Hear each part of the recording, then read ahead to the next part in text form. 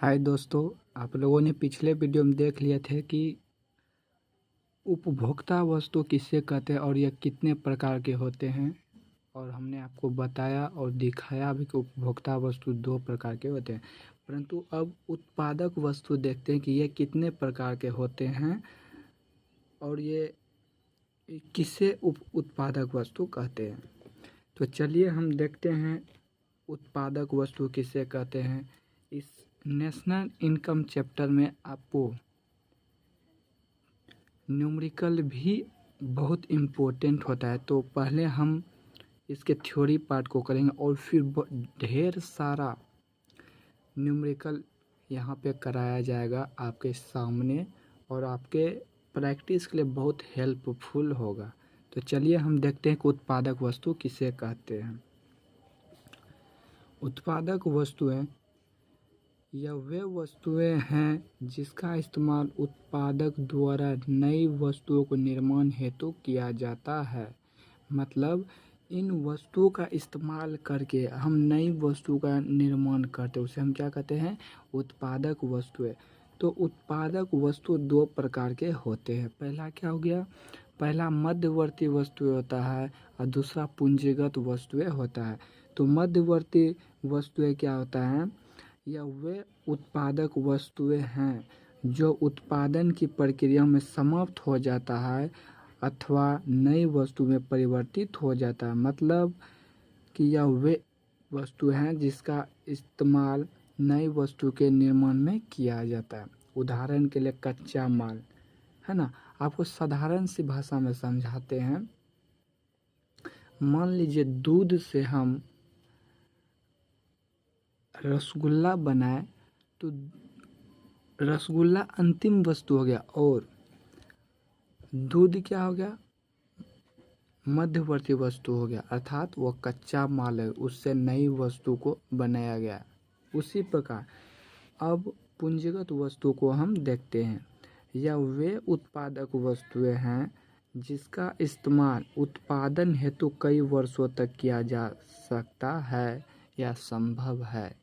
जैसे कि हमने आपको पहले भी बताया था, पूंजीगत वस्तुएं अधिक वर्षों तक अर्थात कई वर्षों तक इसका इस्तेमाल किया जा सकता है। तो यह वे उत्पादक वस्तु है जिसका इस्तेमाल उत्पादन हेतु कई वर्षों तक किया जा सकता है। उदाहरण के लिए मशीन।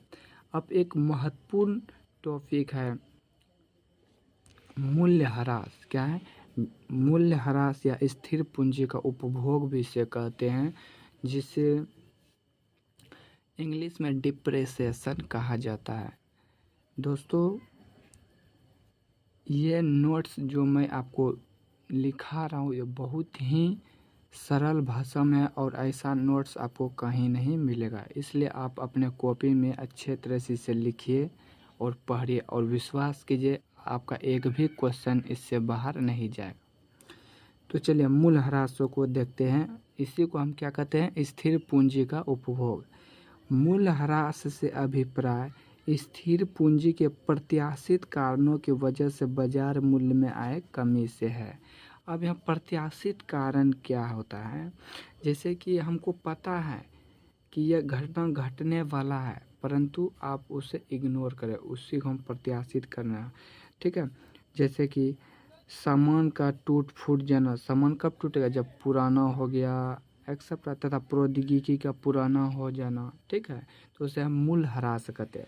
लेकिन पूंजीगत हानि किसे कहेंगे, पूंजीगत हानि कहते हैं, पूंजीगत हानि से अभिप्राय स्थिर पूंजी में क्या है, स्थिर पूंजी में पूंजीगत हानि, इससे अभिप्राय स्थिर पूंजी के बाजार मूल्य में अप्रत्याशित कारणों की वजह से आय कमी से। क्या है, यहाँ देखिए, यहाँ अप्रत्याशित कारण और मूल्यह्रास पे क्या है, प्रत्याशित कारण। ये आपको बहुत ध्यान रखना पड़ेगा।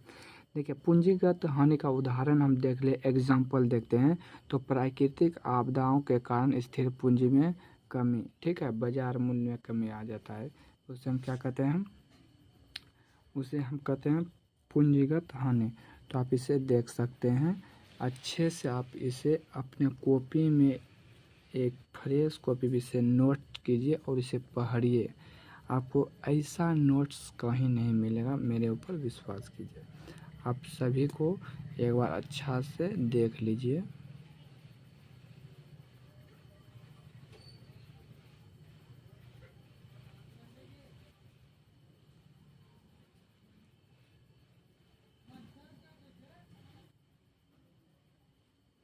और इस चैनल पे आपको ज्योग्राफी हिस्ट्री के पूरा सिलेबस कराया जाएगा क्लास 12 का। तो आप लोग धैर्य रखिए, अच्छे से पढ़ाई कीजिए और खूब नाम कमाइए। बहुत जल्द हिस्ट्री और ज्योग्राफी का भी क्लास को शुरू करेंगे। धन्यवाद।